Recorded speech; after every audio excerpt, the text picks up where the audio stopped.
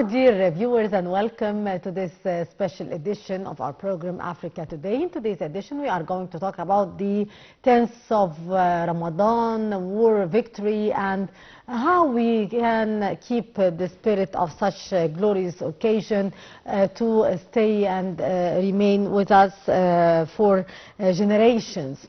To shed more light on the issue, we are very much delighted to be joined over the phone by Ambassador Gamal Bayoumi, former Assistant Foreign Minister. Ambassador Bayoumi, good day to you, sir. Good day and good Ashur of Ramadan. Thank you so much, sir. Always our pleasure to have you with us. It's my pleasure. Ambassador Bayoumi, the 10th of Ramadan, also known as the 6th of October, war is a war that took place in the month of Ramadan. Would you please shed more light on the wars that took place during the holy months, and to what extent this very special spirit that was given to our soldiers back then by fighting during this holy months and while fasting, and ended with this glorious victory. How do you describe the situation and the 10th of Ramadan war?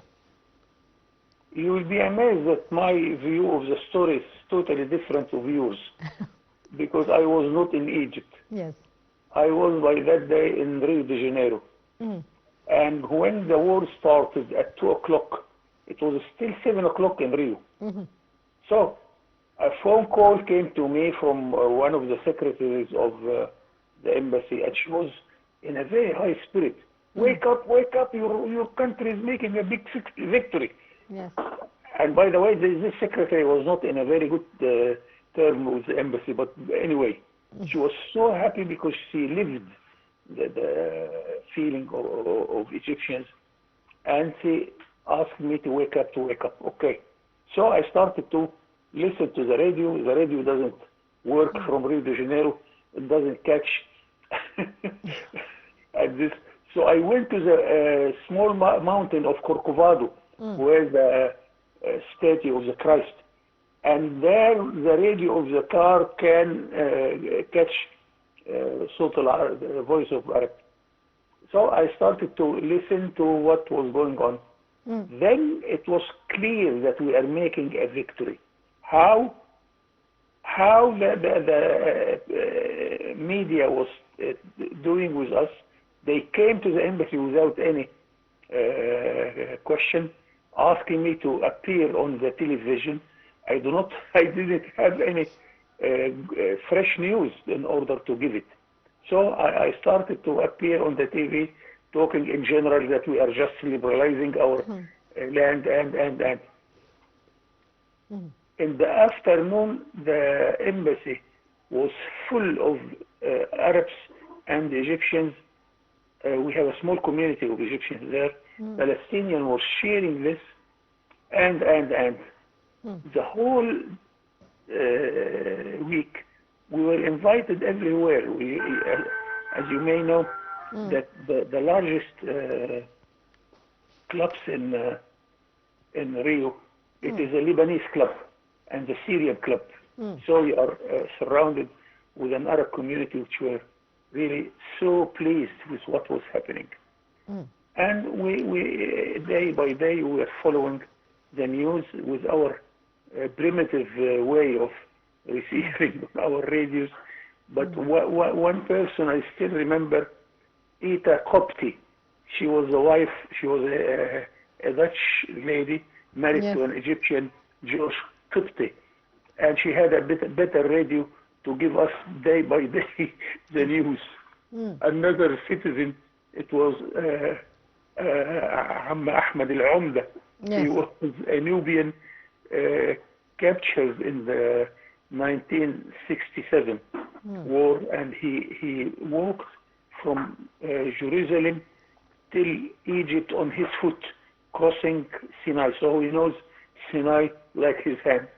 He was following the news and. Anyway, that was something to be pleased about. The whole Arab community were really making a big celebration every day. Yes. And voila, end of the day, we restored the land. End of the day, Sadat really make this brave decision to start the war without having enough of weapons or armaments. Then he was also the hero of peace because he started the peace process. I remember all this with really dear memory, and I always repeat it to our daughters and to our grandsons to know how their country was doing in such a good day. Indeed. Sir, what was, from your point of view, the impact of the holy month of Ramadan in the 10th of Ramadan war? Very much, and if you ask some of those who were fighting, they felt that they doing something while they were fasting, and President al-Sadat made a point to break fast, to encourage all of them to break fast. They didn't. They fight while they were fasting, and many of them would swear to God that they felt that there are the soldiers of God around them fighting with them. Because really it is of course a victory, but it is unprecedented victory. Yes. How they cross, how they destroy the Bar-Lev line. And the Bar-Lev line was destroyed with a very simple way when we used water bomb to destroy it. It was not. The Haeckel wrote once that this line wouldn't be destroyed unless we use nuclear bomb. No, we didn't use nuclear bomb. We didn't use any bomb but water. By pure water, they did it. And the crossing areas and. Here, after a few days, I had the sad news that my one of my relatives was sacrificing his life in the tank operation, and he left us. Hamdi al-Bayoumi, he is a victim of this war, also one of the victims. It was a sad story, but we really, the result was, after all, a very good result for this country and for the people. Indeed, sir. Sir, during October's war, Egyptians drew a great example, actually, as you said, you just mentioned an example. They sacrificed their lives. How Egyptians could follow this ideal nowadays to face the different challenges that we might be facing in our current time? Now we are fighting another battle. It is a peace battle. And Sadat really succeeded to convince the Americans, that convince the Israelis that they can live with peace in a much better condition than to live during the war. And he succeeded to do that. And we gained a lot with the friendship of the Americans. And some Israelis. After that, I was the head of Israel department at the Foreign Office. I visited the Palestinian land. I visited many Israeli organizations. And I assure you that there are plenty of Israelis look to us as a good partner for peace. Yes. We want to encourage those kind of people in order to continue peace, because now it is something like half a century. We stopped the war and we started to build our country. Indeed. And really it was a good idea to start building the country instead of engaging ourselves in war after war. Sir, how was the Egyptian military able to end the myth of the indomitable army, and they destroyed the largest military obstacle, the Bar-Lev line that you have just been mentioning, with water cannons? How do you describe this glorious achievement by the Egyptian army, by conquering the army of Israel and by destroying the Bar-Lev line? The spirit was very high. And every day when we make a small victory after small victory, so we made a big story. It was a big story. Up till now, I don't think that the cinema gave any of its movies to show us exactly what happened. But anyway, it is a story of success for our army. But I know I am still in very good relations with our soldiers and our military organizations. No, always the Egyptian army was confident that they can win the war.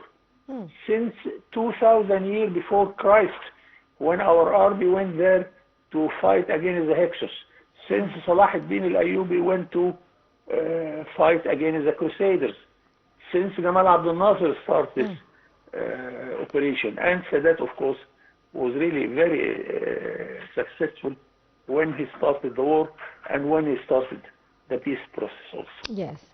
Ambassador Bayoumi, nowadays Al-Azhar is having a campaign for reviving the spirit of the victory on the 10th of Ramadan. What's your take on that? Yes, it was Sadat idea, and he talked about it with Anis Mansour. The spirit of October. We have to apply the spirit of October wherever and whenever we are working. To be serious, to be scientific, to talk about all the details. One good detail that we have a Nubian soldier, and we were trying in front of him to find a way to make messages between the troops, and they were afraid that Israel can, of course, read these messages even if it's secret. So a small trick that he used the Nubian language. Nobody in our whole world knows the Nubian language. So they use the Nubian language between for the messages between the troops here and there, and it is a big success.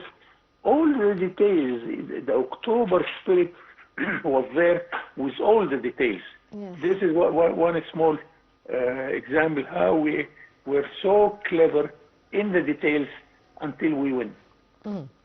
Ambassador Gamal Bayoumi, former Assistant Foreign Minister, thank you so much, sir, for being our guest, and always a pleasure. And indeed, every year Egypt celebrates the glorious victory of the 6th of October War in 1973, which corresponded with the 10th of Ramadan, when the fasting Egyptian army defeated the Israeli army.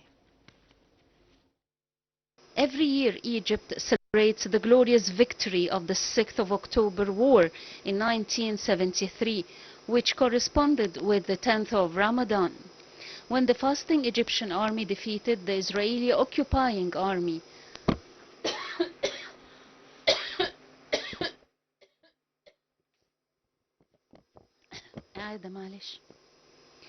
Every year Egypt celebrates the glorious victory of the 6th of October War in 1973, which coincided with the 10th of Ramadan, when the fasting Egyptian army defeated the Israeli occupying army.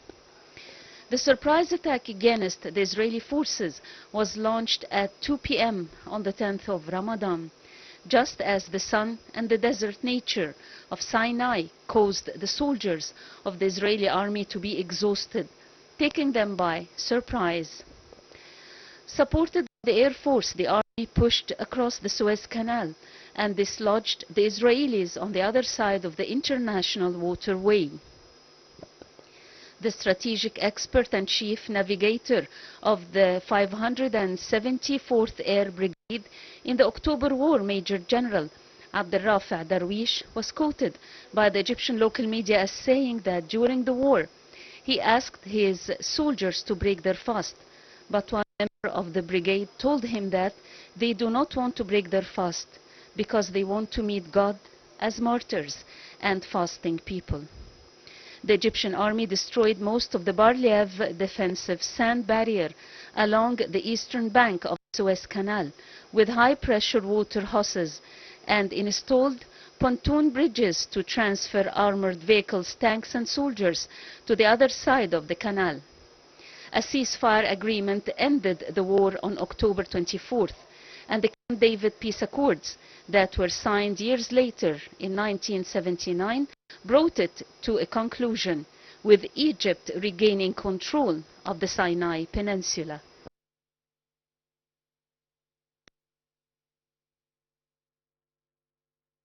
President Abdel Fattah al-Sisi greeted and praised Egyptian women on Saturday on the occasion of International Women's Day. International Women's Day celebrated annually on the 8th of March in a global event recognizing women's social, economic, cultural and political achievements. President Abdel Fattah al-Sisi on Saturday congratulated Egyptian women, praising their role on the International Women's Day. International Women's Day, celebrated annually on March 8th, is a global event recognizing women's social, economic, cultural and political achievements. President al-Sisi wrote on his official Facebook page, "On this day, we affirm the state's commitment to supporting, empowering and providing care for every woman." The head of state praised women as a symbol of giving, patience and sacrifice. He highlighted their role as key partners in development, emphasizing their support for their country. President al-Sisi wrote on Facebook, "May every Egyptian woman always be inspiring, strong and giving."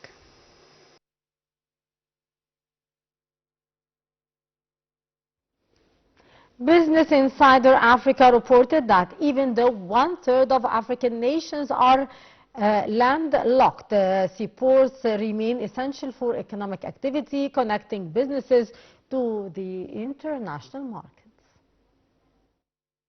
Business Insider Africa reported that even though 1/3 of African nations are landlocked, seaports remain essential for economic activity, connecting businesses to international markets. It said that Egypt topped 10 African countries with the most seaports and trade terminals in 2025. Africa relies heavily on maritime transport to facilitate trade, serving as a key gateway to the global economy. Despite accounting for only 2.7% of global trade by value, the continent contributes 7% of global maritime exports and 5% of maritime imports by volume. Even though 1/3 of African nations are landlocked, seaports remain essential for economic activity, connecting businesses to international markets. Over the years, Africa's port capacity has expanded significantly. According to the African Development Bank, container traffic in Africa ports surged by nearly 50% between 2011 and 2021, rising from 24.5 million to 35.8 million container units. This growth has been fueled by investments in trade terminals, specialized facilities that handle specific types of cargo, such as containers, oil and bulk commodities. Those terminals play a crucial role in improving logistics efficiency by streamlining the loading, unloading and storage of goods before distribution. However, despite their growing importance, many African ports still struggle with infrastructure deficits that limit their full potential.